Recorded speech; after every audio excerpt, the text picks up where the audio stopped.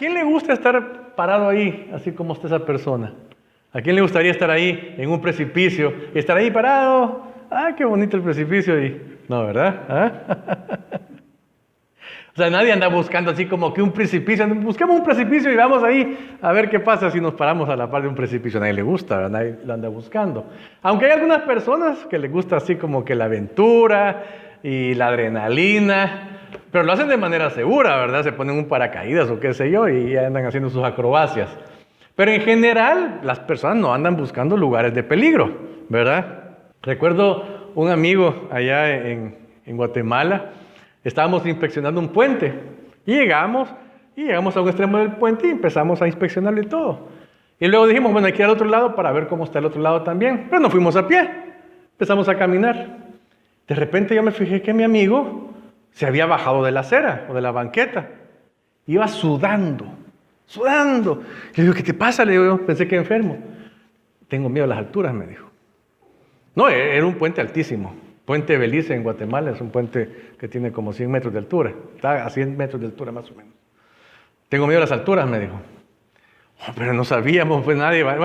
Bueno, ahí fue caminando hasta que llegamos al otro extremo, ¿verdad? Hicimos el trabajo que teníamos que hacer y le dijimos, mira, ¿sabes qué? Quédate aquí, vamos a ir a traer los carros y ya te pasamos trayendo, ¿verdad?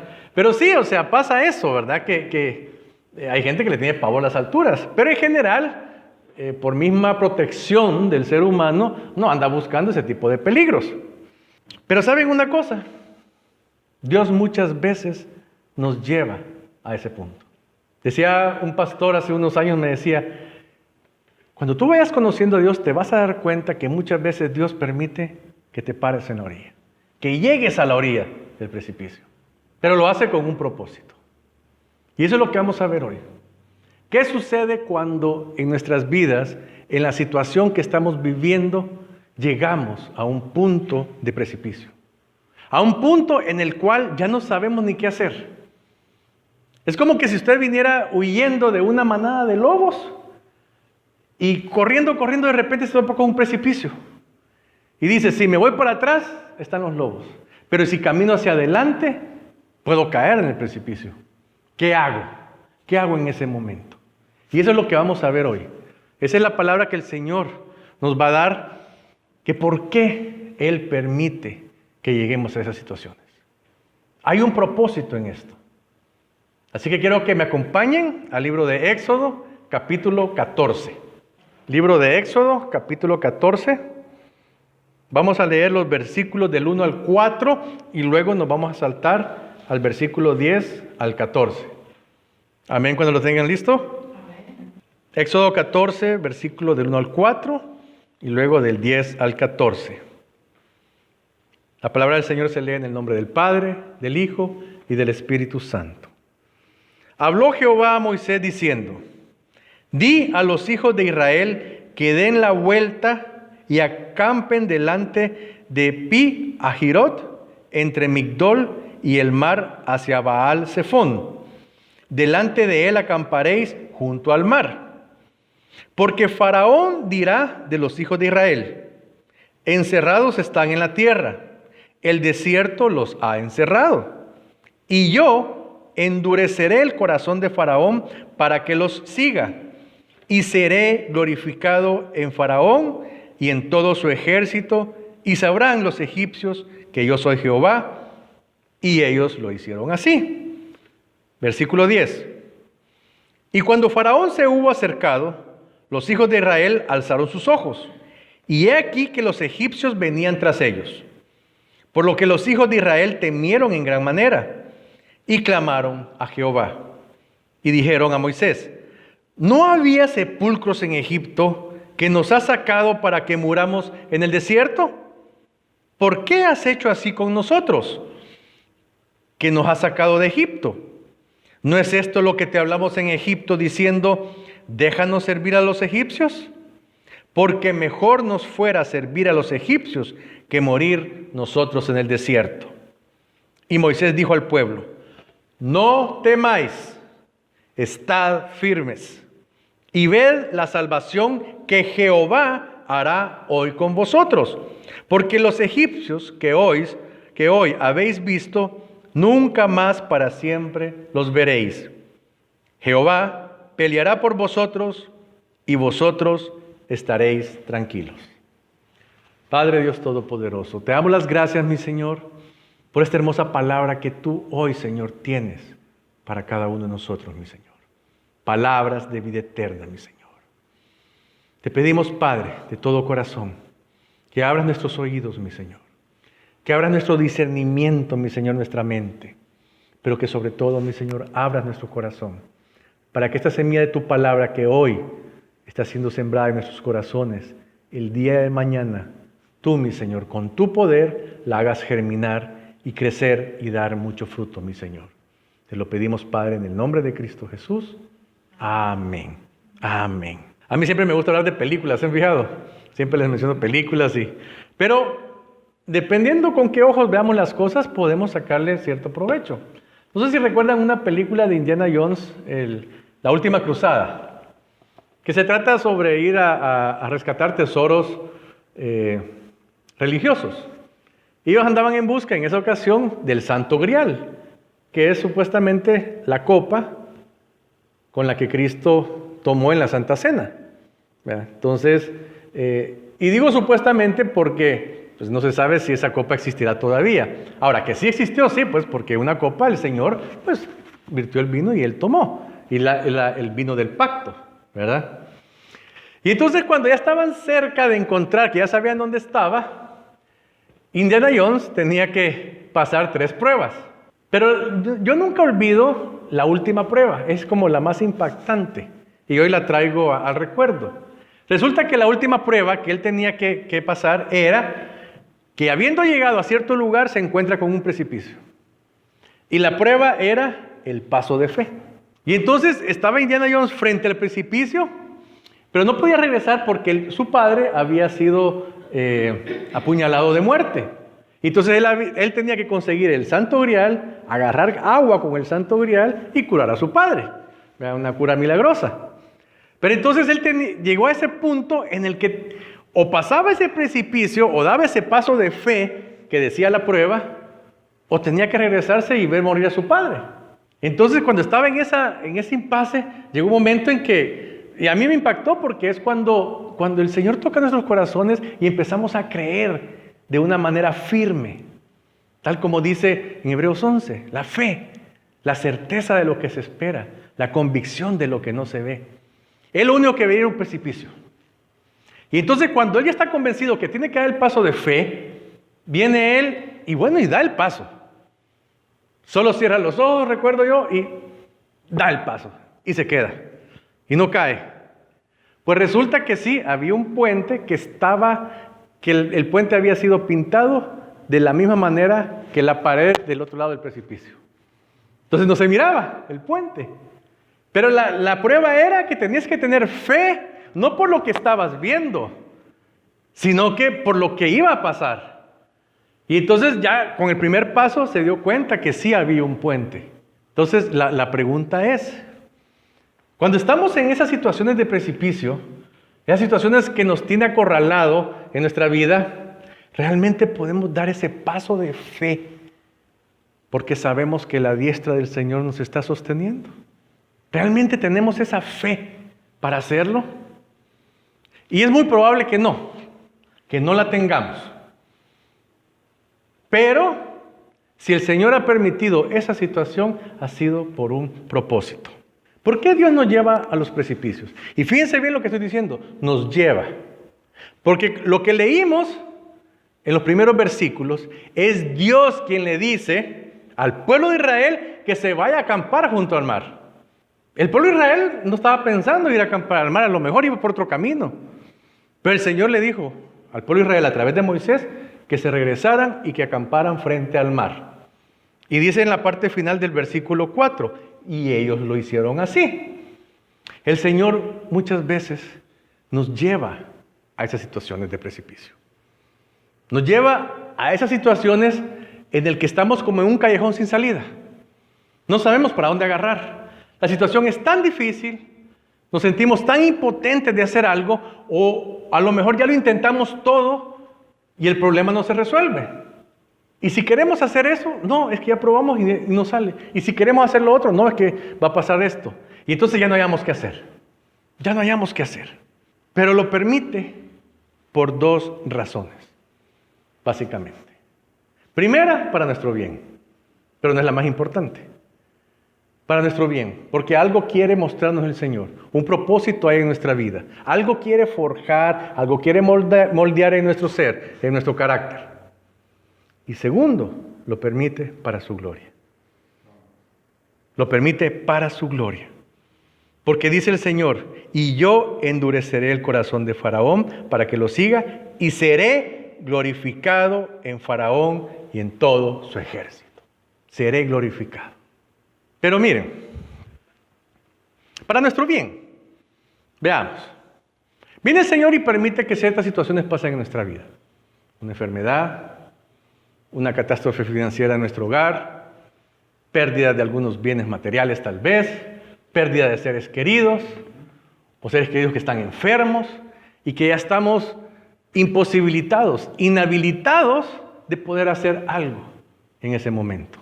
Fíjense lo que hace con el pueblo de Israel. Los lleva al mar. Y estando en el mar, se da cuenta Israel, viendo para atrás, que viene el ejército de Egipto.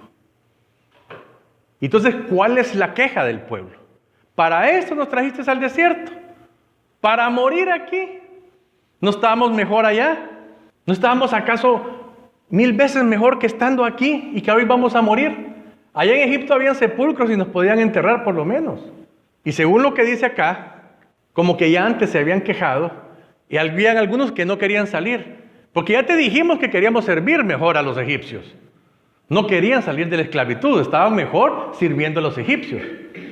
Pero el Señor los lleva a esa situación y entonces, si comparamos eso, ¿cuántas veces la gente se queja cuando llega a esos momentos de precipicio? Señor, ¿por qué? ¿Por qué has permitido esto? Y en nuestras fuerzas queremos resolver los problemas. En nuestras fuerzas queremos buscar soluciones. Y no esperamos en el Señor, sino que nos quejamos. Y en algunos casos, cuando tal vez ya la situación, por ejemplo la muerte de un ser querido, mucha gente se enoja con Dios. Se queja de Dios. Y más de alguno llega al extremo de decir, bueno, la verdad es que Dios ni existe. Yo ni lo miro. Claro, el pueblo de Israel no había visto todavía nada tan grandioso como lo que iba a seguir a continuación. Pero aún así, ya los había sacado. Él prometió sacarlo y lo hizo. Ya habían caminado algunos días. Además habían visto 10 plagas. Habían visto que los primogénitos de los egipcios habían muerto y que sus propios primogénitos no habían muerto. Porque habían rociado con sangre los dinteles de las puertas. Y que por ahí el ángel de la muerte no iba a entrar. O sea, ya habían visto con sus ojos el poder de Dios. ¿Acaso Dios tiene límites? Tal como al principio decía mi hijo Gerardo. El versículo que dice, para Dios nada es imposible. Y cuando es nada, es nada. Él lo puede hacer todo. Con su palabra, con su poder. Entonces, para nuestro bien, ¿por qué? Porque va a transformar algo en nuestro ser. Miren, una de las cosas que el Señor Jesús trabajó mucho con los discípulos fue la fe. Hablábamos la semana pasada al respecto de eso.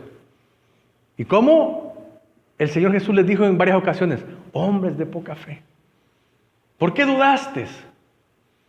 Y la fe es tan importante porque sin fe no podemos agradar a Dios. ¿Cómo vamos a agradar a Dios si no creemos en Él? Y no solamente en que exista. Eso es primordial, obviamente. Pero también necesitamos creer en quién es Él para nosotros. Es nuestro Padre, es nuestro guía, es nuestro consuelo por medio de su Espíritu Santo. Es nuestro Maestro por medio del Señor Jesús. Pero también nuestro cuidador, el que nos protege, el que vence, el que va al frente peleando nuestras batallas, que al final son las batallas de Él. Creer que estamos protegidos bajo sus alas. Bajo sus sombras nos cobijaremos, acabamos de cantar. Pero ¿cómo vamos a tener esa fe si no creemos en ese Dios todopoderoso? Ahora bien, Él lo sabe. Él sabe que no tenemos fe. Él sabe cómo hemos venido a este mundo en la carne y que no confiamos en Él.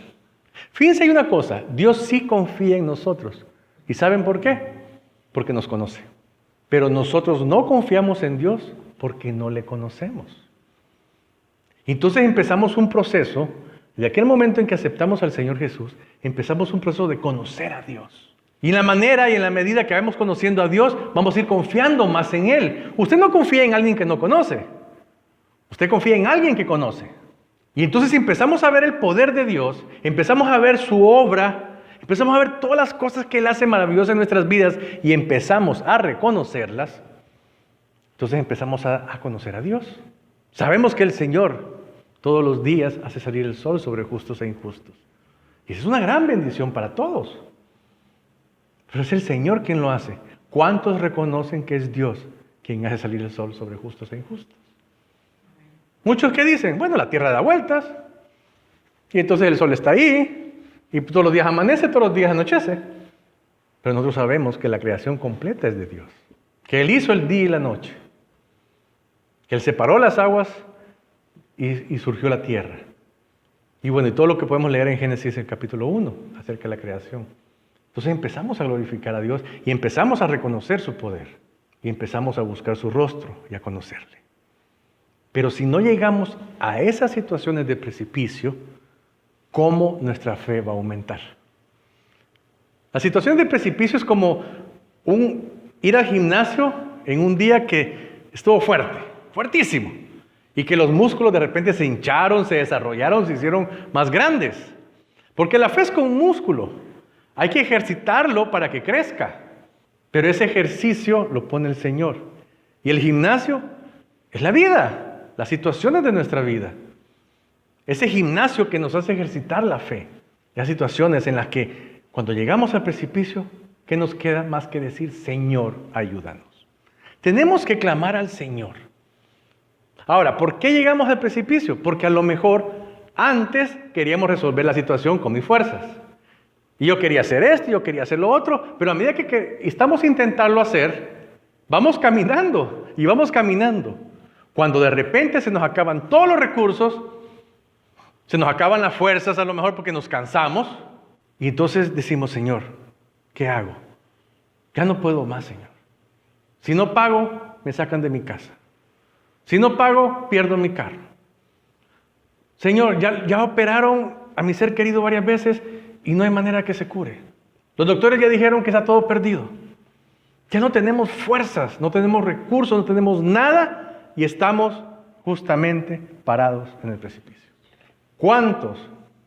Porque estar parados en el precipicio a muchísimos les ocurre. Crean o no crean en Dios. Sean o no sean cristianos. ¿Cuántas de esas personas se dan cuenta que en ese momento su única ayuda es Dios? Es el Señor. Él es nuestro ayudador. ¿Cuántas personas realmente se dan cuenta? Señor, tú me has llevado a este momento porque hoy tengo que clamar a ti. Clama y yo responderé, dice el Señor. Pero vas a llegar a clamar en un momento duro, un momento difícil, y el Señor lo ha permitido por eso. En el 2008, que empezó toda esa etapa difícil financiera a nivel mundial, muchas personas, muchísimas personas, millones de personas en el mundo, perdieron sus bienes. Perdieron casas, perdieron carros, perdieron y todo lo que tenían. Muchas de esas personas se terminaron suicidando porque se sostenían en las riquezas. Muchas de esas personas, estando acorraladas, estando en ese momento de precipicio, no clamaron a Dios. Y su única salida que ellos vieron fue tirarse sin fe. Porque eso fue lo que hicieron. Y murieron, se suicidaron. Yo leía muchas noticias al respecto. Una noticia muy, pero muy triste que fue tal vez la que más me impactó. Sí, una persona que tuvo descalabro financiero total. Llegó a su casa, mató a su familia y se suicidó. ¿Pero por qué no buscar al Señor? Pero también sé de muchas personas que esa situación dura, esa situación difícil, los llevó a los pies de Cristo. Y clamaron al Señor. Y el Señor les respondió. El propósito era el mismo. Pero ¿cuántos escucharon la voz de Dios? ¿Cuántos realmente se dieron cuenta que era Dios quien los estaba llevando a ese punto de precipicio? Muy pocos, muy pocos. Pero la misma palabra del Señor dice, y Jesús lo dijo, muchos son los llamados y pocos los escogidos. ¿Por qué pocos los escogidos? Porque pocos atienden el llamado. Pocos. Así que el primer punto es para nuestro bien. Y fíjense bien. Abramos nuestra Biblia en 1 Corintios 10:13. Porque quiero que leamos este versículo con mucho detenimiento, con mucha atención. 1 Corintios 10:13. Amén, ¿si lo tienen listo? Amén. Dice, no os ha sobrevenido ninguna tentación, y en la versión de Reina Valera del 95 dice prueba, ninguna prueba que no sea humana. Pero fiel es Dios que no os dejará ser tentados o ser probados más de lo que podéis resistir, sino que dará también juntamente con la prueba o con la tentación la salida para que podáis soportar. Es un versículo que conocemos. Hay un pequeño detalle. En la Reina Valera 60 dice tentación y en la Reina Valera 95 dice prueba. Y yéndose al griego original del versículo, la palabra utilizada es pirazo, que significa prueba o tentación. Tiene los dos significados, prueba o tentación. Ahora bien, en algunos versículos del Nuevo Testamento, esta palabra es utilizada específicamente para tentación. O sea, la tentación que el demonio puede poner, la tentación que podemos tener en la carne. Pero en otros versículos, incluyendo está hablando de prueba positiva.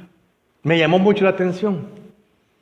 Si leemos este versículo, haciendo esa traducción literal, dice, no os ha sobrevenido ninguna prueba positiva. O sea, ninguna prueba con propósito, ninguna prueba buena que no sea humana. Pero fiel es Dios que no os dejará ser probados positivamente o probados con propósito más de lo que podáis resistir. Se está refiriendo a este versículo de que esta es una prueba que tiene un propósito. A eso se refiere. Y entonces el Señor nos lleva a esas pruebas con un propósito. Y dice que no nos va a dar una prueba más allá de nuestras fuerzas, más allá de lo que podamos resistir. Y dice también que con esa prueba dará también la salida. ¿Pero cuándo va a dar la salida? Cuando hemos entendido el propósito de la prueba. Cuando hemos entendido por qué el Señor, oh sí Señor, eres tú quien lo ha hecho. Tal vez no que lo entendamos de esa manera literal. Pero si por ejemplo, de estas personas que yo estaba hablando, que en el 2008, 2009, 2010 tuvieron catástrofe financiera, los que llegaron a los pies de Cristo y se dieron cuenta que se habían alejado de Dios, pudieron salir adelante de esa prueba. Fue el Señor el que les dio la salida. Pero muchas personas no entendieron el propósito de la prueba. Y muchos se terminaron suicidando. ¿Cuándo entendemos el propósito de la prueba?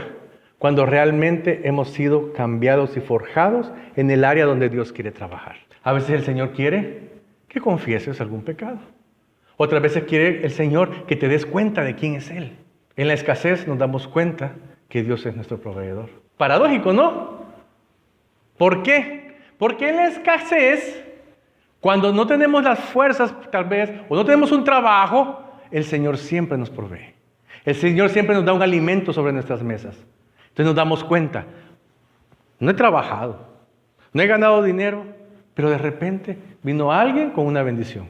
Y fue el Señor a través de esa persona que nos bendijo. Entonces te das cuenta de que tú no eres el proveedor, es Dios nuestro proveedor. Y cuando te das cuenta de eso, entonces pasa la prueba y Él mismo da la salida. ¿Cómo? Bendiciéndote con un trabajo y sales adelante.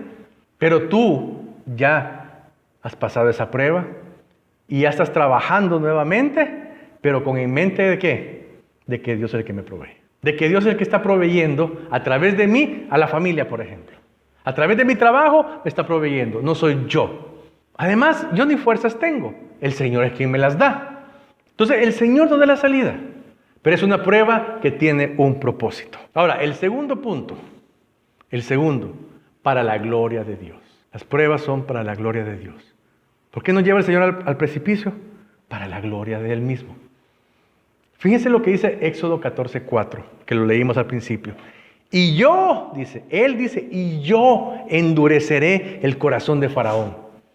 No es Faraón el que se va a endurecer. No es Faraón que él de repente de una manera rebelde se va a endurecer su corazón y va a querer atacar a Israel de nuevo y traerlos de regreso. No, soy yo, dice el Señor, el que endureceré el corazón del Faraón para que lo siga y seré glorificado. Y seré glorificado. ¿Cuántos después de una prueba?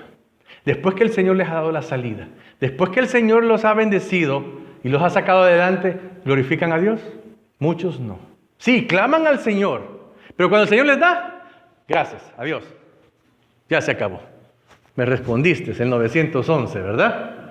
Y he escuchado a personas que entonces vuelven a caer en otra situación difícil y se dan cuenta que no fueron agradecidos anteriormente. Y esta prueba es para que aprendan a ser agradecidos y glorificar a Dios.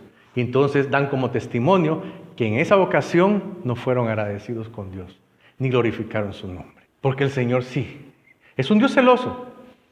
Es un Dios celoso. Pero qué bendición más grande nosotros ser instrumentos para la gloria de Dios. Que nuestro actuar, que las cosas que nos suceden son para glorificar a Dios. Hace varias semanas atrás hablábamos al respecto de la gloria de Dios. Y hablábamos de que toda la naturaleza glorifica a Dios. ¿Por qué? Porque hacen cada uno, ya sean plantas, animales, cumplen el propósito de Dios porque hacen para lo que fueron creados. Que si los pajaritos cantan, glorifican a Dios porque fueron creados para eso. Que si las plantas cuando dan flores, glorifican a Dios y dan fruto porque fueron hechas para eso. Pero el hombre fue hecho para glorificar a Dios, pero le dio poder de decisión, le dio libre albedrío. Así que el hombre decide si lo que hace es para glorificar a Dios o no lo reconoce. Porque eso es lo que sucede. No reconocen que es para la gloria de Dios. Que si de repente en el trabajo tenemos un ascenso, gloria a Dios, gracias Señor.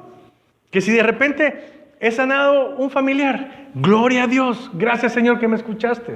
Y estoy viendo su poder. Y entonces mi fe va creciendo, mi fe va creciendo. Sí, pasé varios meses sin trabajo, sí, pasé duros momentos, pero al final el Señor me sacó adelante. Al final reconozco que el Señor me dio de comer, me dio un techo, me dio un abrigo. Y cuando reconocí eso, me dio un trabajo. ¡Gloria a Dios! ¡Gloria a Dios! Glorifiquen al Señor. Y cuando hablen de su testimonio, háblenlo para la gloria de Dios. Porque sí, aquí con el respeto y con el perdón, pero hay gente que cuenta su testimonio para glorificarse a sí mismo. Ah, es que el Señor a mí, es que el Señor a mí, el Señor a mí. No, es que yo al Señor, es que yo al Señor.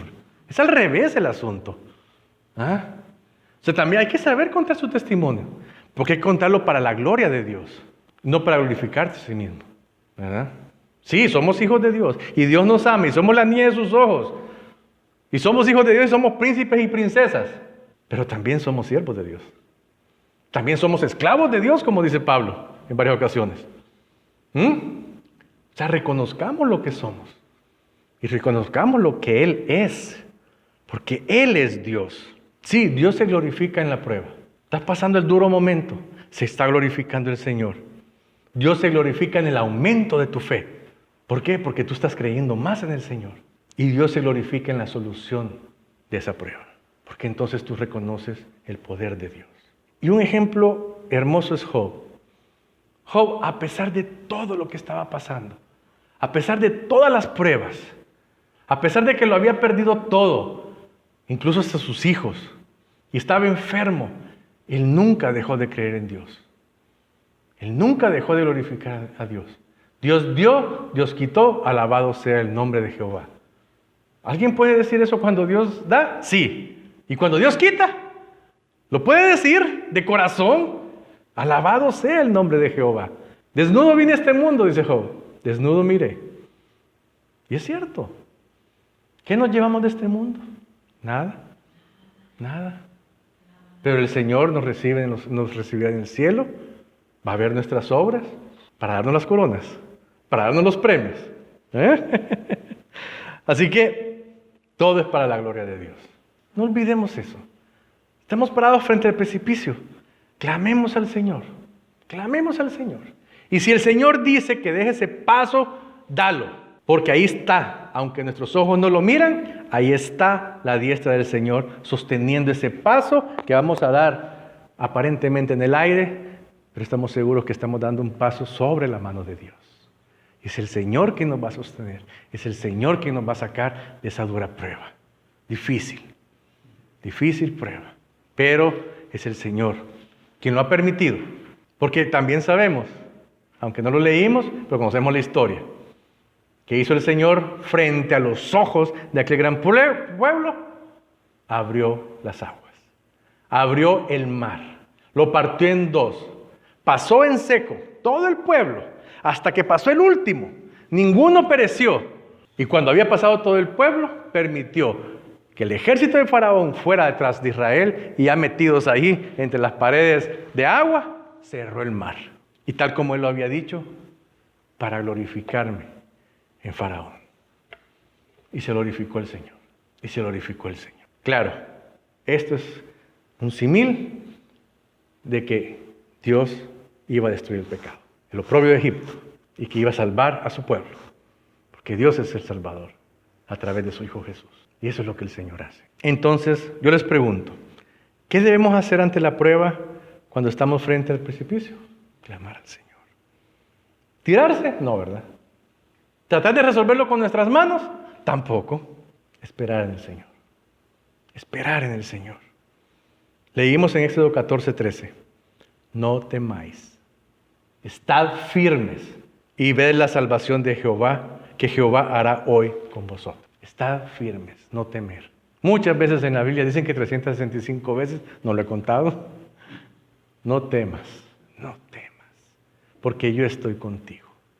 Nunca te dejaré ni nunca te desampararé. Es una promesa del Señor, incondicional, fíjense. No hay condición, pero tenemos que tener fe. Porque sin fe no vamos a creer que es Él quien nos cuida. No vamos a creer que es Él quien nos sostiene. Él nos cuida desde que nacemos. Y cuando nacemos, ni siquiera le conocemos. Pero Él nos está cuidando. Como bien dicen que los bebés vienen con el pan bajo el brazo, ¿verdad? Es la provisión de Dios. Es la provisión del Señor. Nos cuida desde antes que nacemos. Desde que estamos en el vientre de nuestras madres, Él nos protege y nos forma. Así que así como el Señor les dijo a través de Moisés, no temáis. Hoy el Señor te dice lo mismo. No temáis. Estad firmes y ved la salvación que Jehová hará con vosotros. Porque los que esperan en Jehová, nuevas fuerzas tendrán.